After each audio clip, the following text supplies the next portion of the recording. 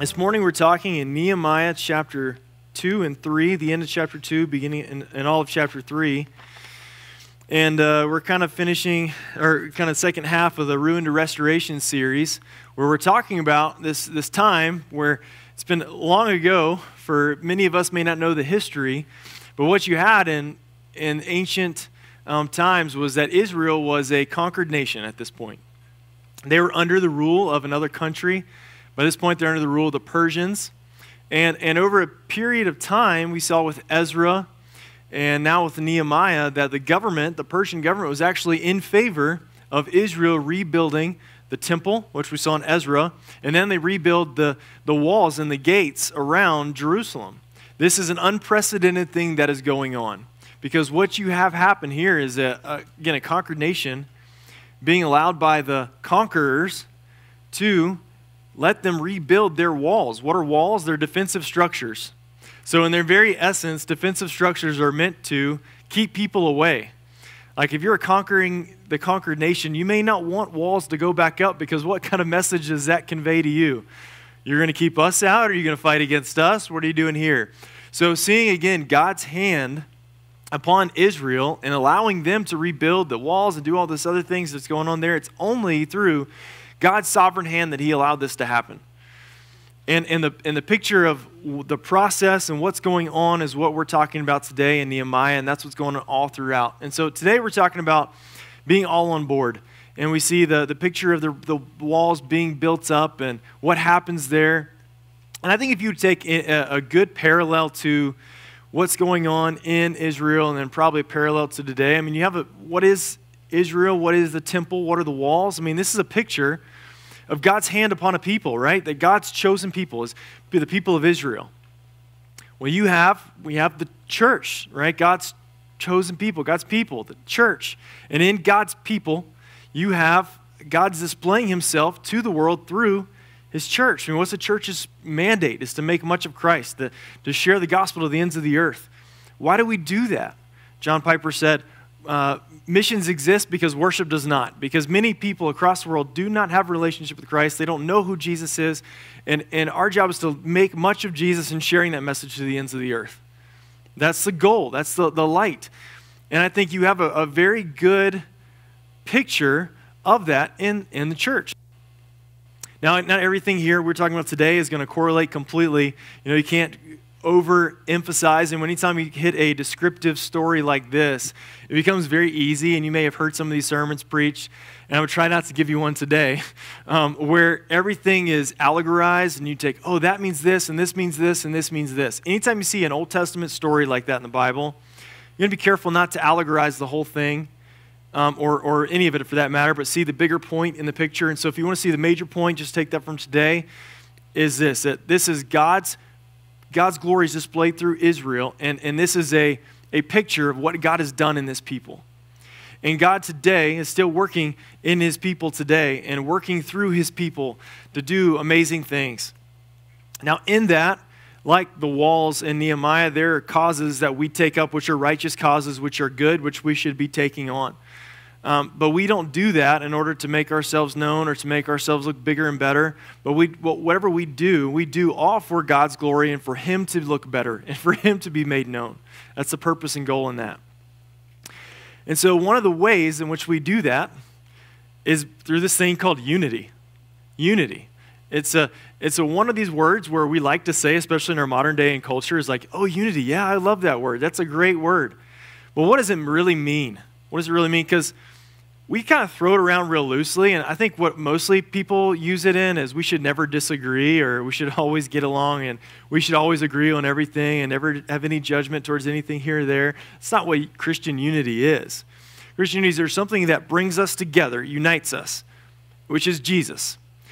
And what's crazy is, I bet if I took a room like this, or any room in any church across America today or across the world, you've got all kinds of diversity represented. You've got different political beliefs. You've got different economic backgrounds. You've got different races. You've got all these things all over the place. Football teams, right? Everybody's got their own thing. And if we're to come together and we go and we worship God together, we go and we have community groups with one another, and we eat together, and we pray together, and we do all this together. And you think if it wasn't for Jesus, would this group of people be together in the same room? Or take another church, would that group of people be together in the same room? Like, if it wasn't for Jesus, we wouldn't be together.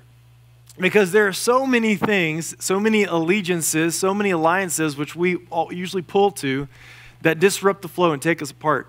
But the mission in which God has called us to is a mission which unites us together as a people.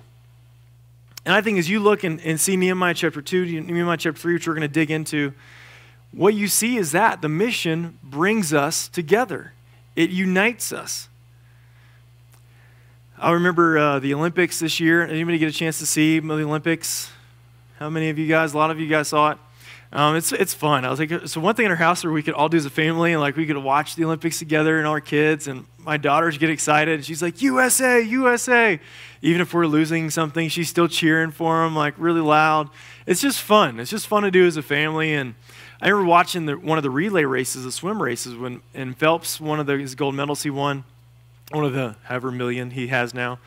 And so he's talking about it afterwards, and he's going under the water under this turn, and he's just swimming underwater for like a really, really long time. I think like he has gills, because I've never seen anybody swim like that, like Michael Phelps can. And so as he's swimming underwater, and he comes after the relay race, and of course the United States wins the gold, and the reporter's talking to him, and he said, yeah, so you were like underwater for a long time there. He said, yeah, I just kept swimming underwater because I knew if I could swim underwater longer, the water would be less choppy in my lane for the guy coming behind him. And so he was thinking consciously of the person coming after him, not just to get his best time, which I think he did on that one anyways, but he wasn't thinking of his best time there. He was thinking of the whole. He was thinking of this team. He was thinking of the group. And I think for many of us, it's very easy for us to do, as we can very easily let other allegiances, other missions take us off of the main goal, which is following the mission that God has placed before us. And if we're not careful, those secondary things can become primary and pull us away from all being on board together. All being on board together. What was going on here in Israel was something that required them all to be on board together with. Let's look into Nehemiah chapter 2, and we'll look down to verse 17. It says, then I said to them, you see the trouble we are in, how Jerusalem lies in ruins with its gates burned. Come, let us build the wall of Jerusalem, that we may no longer suffer derision. And I told them of the hand of my God that had been upon me for good, and also of the words that the king had spoken to me. And they said, let us rise up and build. So they strengthened their hands for the good work. But when Sanballat the Horonite and Tobiah the Ammonite servant and Geshem the Arab heard of it, they jeered at us and despised us and said, what is this thing that you are doing? Are you rebelling against the king? Then I replied to them, the God of heaven will make us prosper, and we his servants will arise and build. But you have no portion or right or claim in Jerusalem. Okay, so starting in 17, he goes back to kind of what the main point of what he's doing. The gates, he says they're burned down, they're destroyed. The troubled Jerusalem lies there. And he says that Jerusalem is basically suffering derision. They're being mocked. Like, can't you look at Jerusalem? Don't you see how destroyed everything is there? Their walls are torn down. Their gates are burned. Just make fun of them all the time. Well, and again, going back to the big picture here, the big purpose, Nehemiah, the reason why he's having such a hard time with the walls being destroyed and everything being torn down is because he doesn't want not just him to be mocked, but God to be mocked. And so his heart is broken because people are making fun of not just Israel, but they're making fun of God. And his heart is broken on behalf of God. And I think this is kind of one of the big things that we always come to, or we don't come to when it comes to righteous causes. How many of these causes start with, how does this make God look? I mean, and I know that's kind of a weird question, right? Because we go, what do you mean it doesn't make God look? That seems strange to ask that kind of question. But right, if you and I were created beings, right? And we realize it's vain for us to go, man, how does this make me look? Does this make me look good? Does this make me look bad? That's a vanity kind of thing. Because we don't deserve any kind of recognition for who we are. We're created. But God is uncreated. He's the one with all the power, all the glory, who created the entire universe. How it makes God known throughout the world, it should be something that we are passionate about because we want, not because we want it to reflect a character that's not there, but we want to reflect his character of who he is.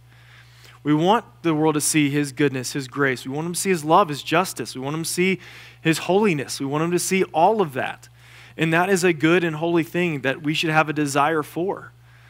The same way Nehemiah has a desire to see God high and lifted up, and the people around, all the peoples, even of Persia, to see who God is and how great that he is. This is a good thing. But in that, when they come down to Jerusalem, they have their first sign of opposition. You have a few guys who start making fun of them. They start going, man, we don't want this thing to happen. And what we'll find out through the rest of Nehemiah, this is just the first encounter with these guys.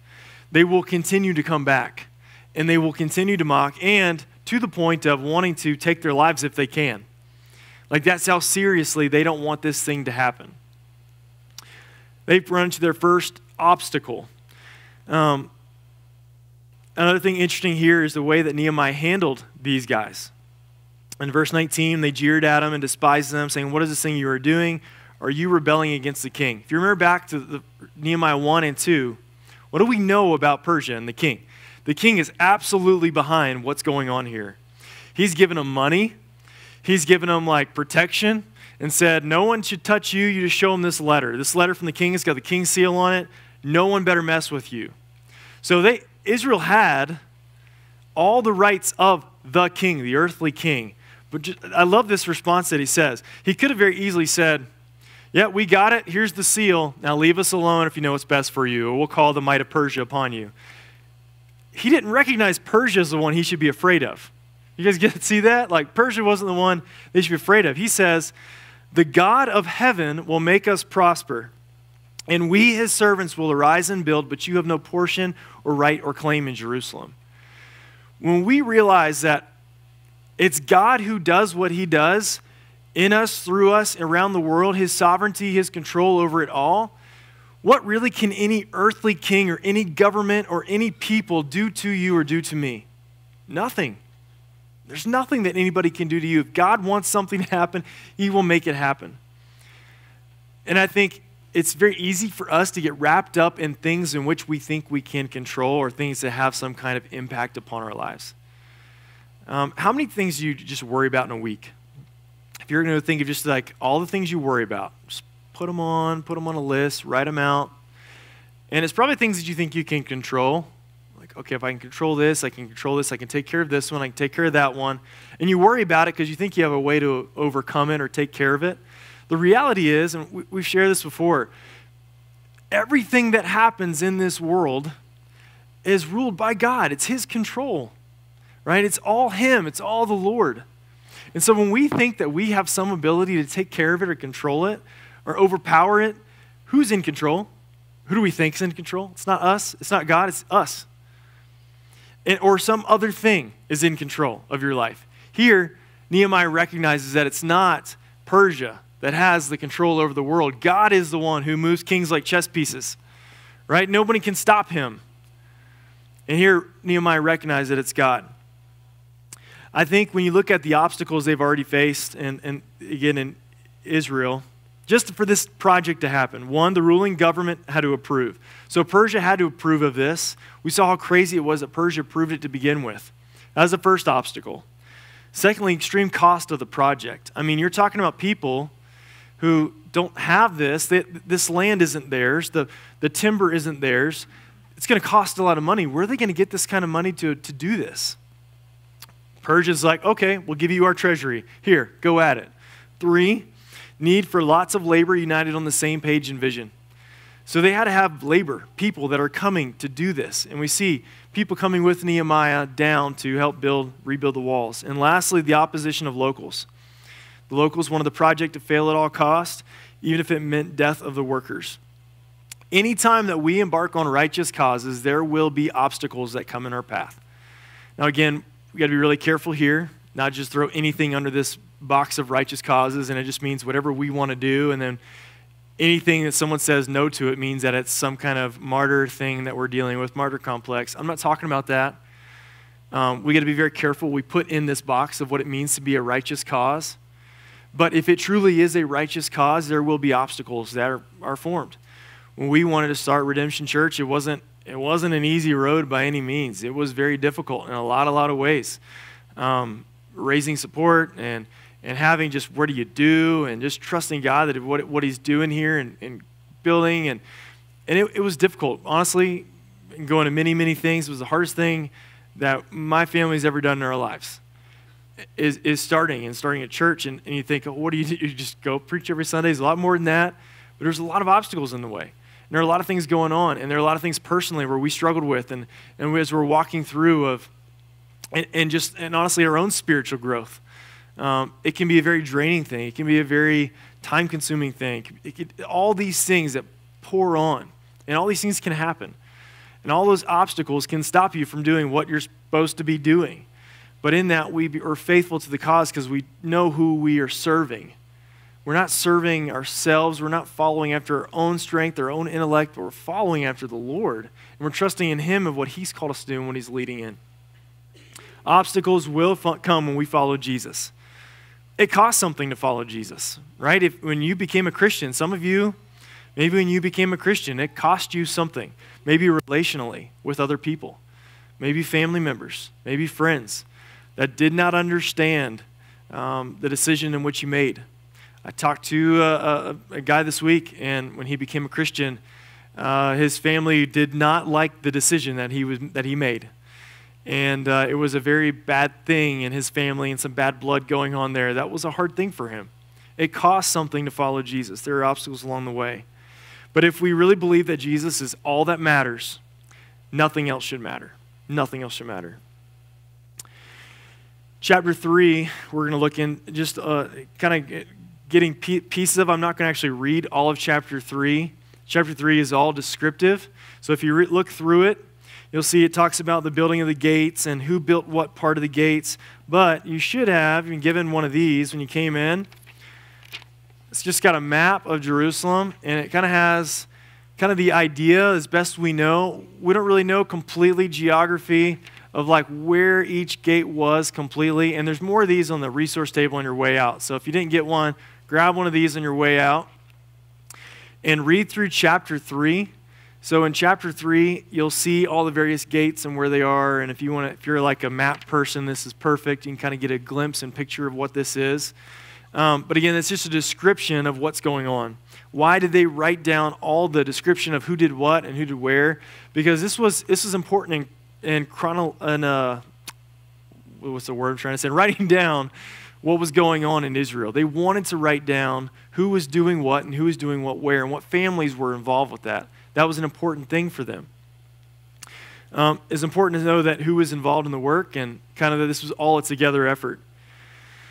But you'll see all the different parts of it. What I want to do is kind of look at a couple of things that I thought were really interesting when digging into this chapter.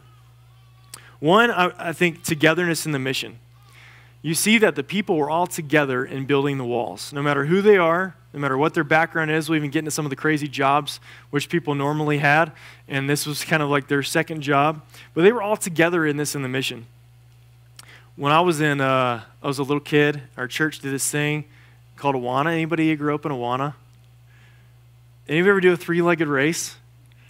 All right, so this is going to sound a little boastful here for a second. Just go with me, just for the purpose of illustration. I was the man at three-legged race. Me and my friend, we just had it down. We had the three-legged thing down. We would run, and like we were just in sync.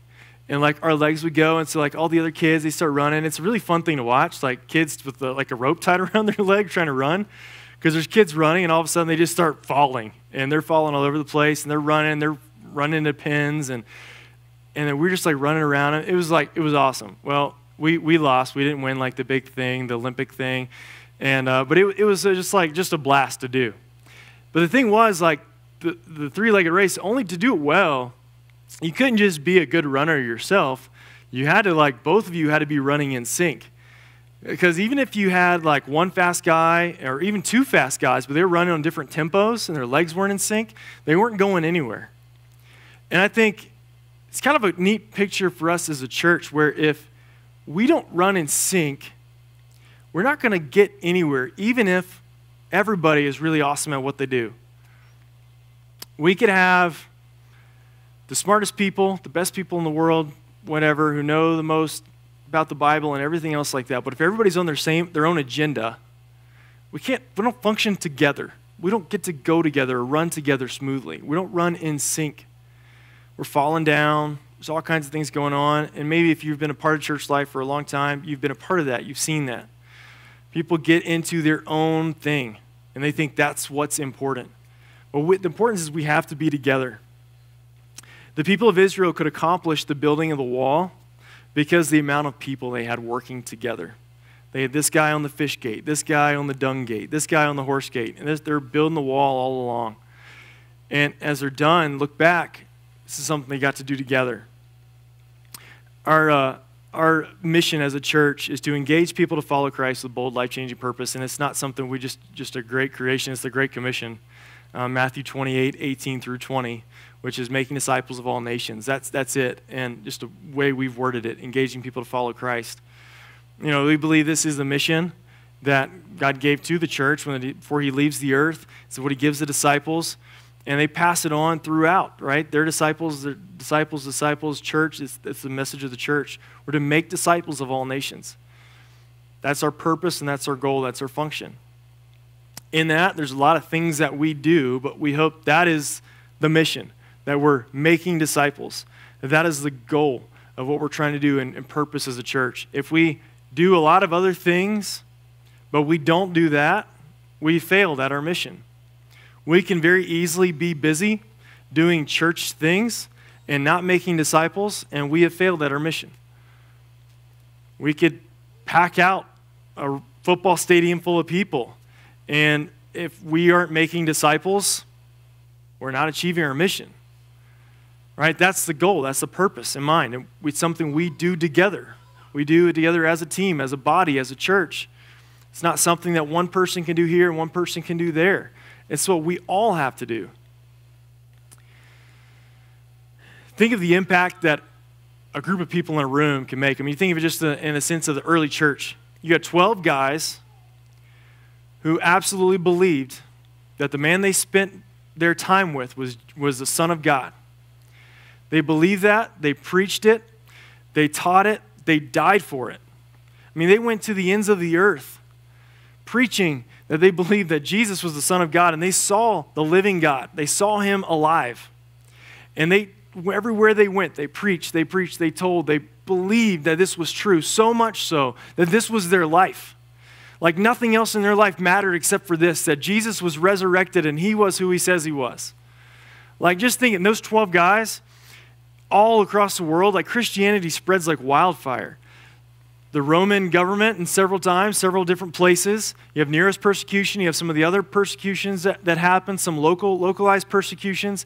You couldn't stamp out Christianity. It just continued to grow. Every time you tried to stamp it out, it would continue to grow because the people believed what they were told and what they saw. And people saw Jesus alive. They believed it. They preached it. They taught it. They told it. And the church just grew like crazy. 12 guys. And these weren't the educated guys. These were untrained, ordinary guys. In fact, some of the times when they were preaching, they would go, man, these are just fishermen. How in the world are they preaching like this?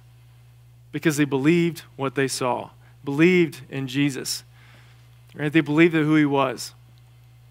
When a church is on board, when the church is on board with what they're supposed to be, the mission and what God's placed before them, what God does often is amazing. Missions movements, awakenings. And again, God is doing that through his Spirit. It's God's work doing that. It's not our work that is making that happen. Don't have some kind of supernatural ability to do that. It's all God. But it's the Lord working through it. What did Jesus say when he said that people know you by your love that you have for one another, this supernatural love that kind of comes out and grows, and it's this uniting thing that brings us together on mission. It's an amazing thing, this togetherness on the mission. Think of the impact not only just here in our city, but at the ends of the earth. That God can use a group of people, no matter what your experience background is, say, I'm going to take you and use you for my kingdom and my purposes and where I've got you to go and what I want you to do. It's a really cool thing. 3, the mission takes priority before our preference. If you look in Nehemiah chapter 3, there's some really interesting workers here. Okay, let's look down at verse 8. Okay, in verse 8, I want you to see kind of what some of these guys' backgrounds. Next to them, Uzziel, the son of Harhiah, goldsmiths repaired. Next to him, Hananiah, one of the perfumers, repaired, and they just restored Jerusalem as far as the broad wall. So you've got guys who are normally dealing as goldsmiths.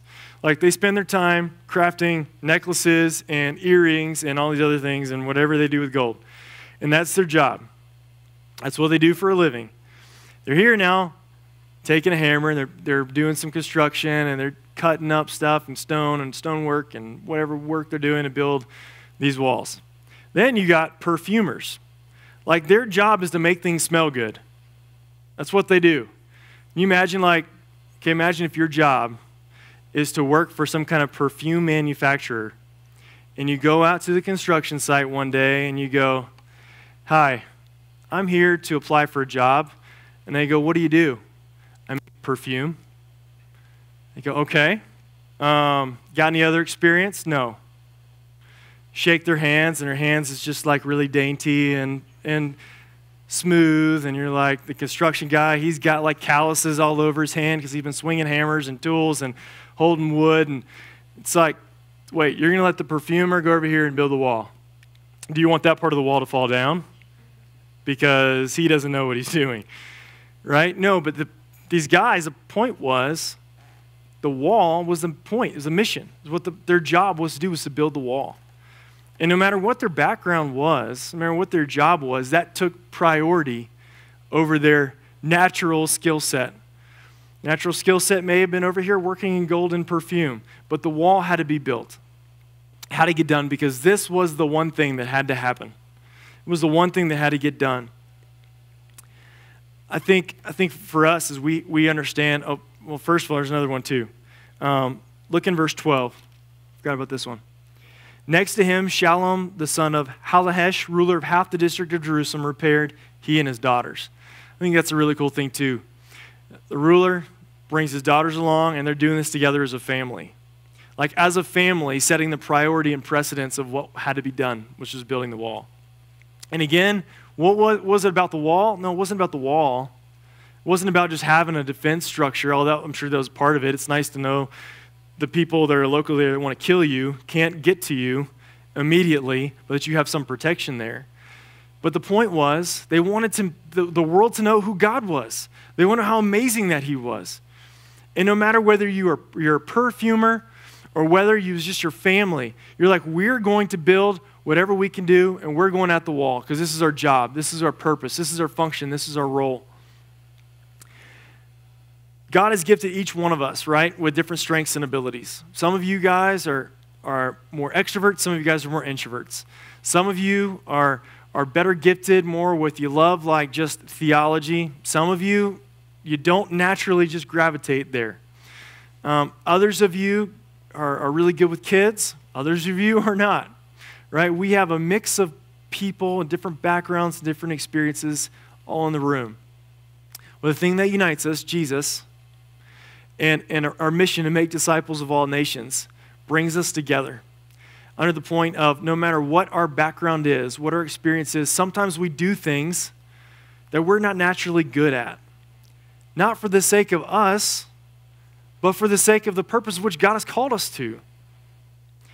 And there are many things. In fact, I think this is with my kids, raising my kids, and there are things, even just like in school, my daughter just started school, and there's things, some subjects she's probably going to more gravitate to, some subjects she's not going to gravitate to as much. And overall, I really want to push her towards the things that she's interested in, the places that she has a heart for and passion and burden, and things that where maybe God has created her to be, and focus in some of those areas. But there are things that you still have to do that you aren't always naturally good at up front. And you do them because you see the bigger purpose involved in that. Like, I hated doing homework as a kid. What kid doesn't hate to do homework? But you know that in doing so, there's a hand, okay, thank you. We know that homework is something that's fun. But for the greater purpose in mind, you want your kids to do work because you want them to learn the concepts. And if they learn the concepts and they figure it out and they understand it, and then they can continue on their learning process and their journey in that. But it's not always fun on the forefront. There are things that we have to do which may not be our natural skill set and we're naturally enjoyed in doing, but we do for the sake of the glory of God. That's the purpose. That's the goal. It's not for us. It's all for the glory of God. It's all for His purpose. It's all for His glory. I think when you think of the Great Commission, making disciples, nobody gets a pass in that. None of us, He said, okay, disciples, you've got this job, and then a couple of you other guys over here, we don't want you talking to any people, okay? So we're going to lock you over here in this closet, and we're going to lock the door. You know, Thomas, sorry, buddy, you're struggling. You're getting in this closet, okay? And just leave us alone. No, everybody's supposed to be involved in that process. Everybody's involved in the Great Commission. That's not a job relegated to a few, but it's relegated to the body, to the church. No matter who you are, what your background is, that's what our job is. It's the mission which we're called to do. And lastly, I think just as a practical thing, and again, the text is not making this one-to-one correlation here, just make sure you know that, but I think it is a good point. It says just starting where you're at. In verse 23 and 24, and this could have been for a lot of reasons why they did this, but in verse 23 and 24, you have, after them, Benjamin and Hashub repaired opposite their house. After them, Azariah, the son of Maaseiah, son of Ananiah, repaired beside his own house. After him, Binnui, the son of Henadad, repaired another section from the house of Azariah to the buttress.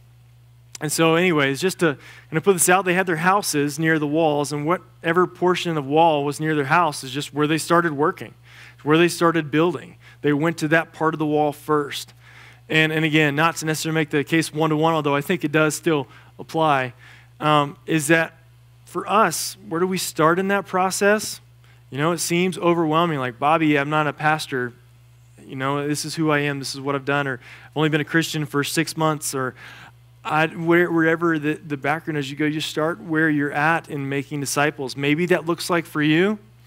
Maybe that looks like family members and friends that you know of. And it starts with just telling them of what Christ has done for you and who He is to them. Maybe it's just having a conversation. Maybe it's having those conversations with them. Maybe it starts by grabbing somebody that you know who's struggling in the church and just being a good friend and listening and hearing what's going on and their struggles and burdens in life and doing this thing together, that we don't just go, man, I hear what you're doing over there and I'm going to let you go and just hopefully you'll figure it out. Just start where you're at. Who's God put around you? Who can you be impacting? Who can you be talking to? And again, some of those may be people who don't know Christ, and some of those may be people who do know Christ. If they don't know Christ, it's just starting just with sharing the message of Christ. Some of them who do, just find ways where you can just be an encouragement one to another in that.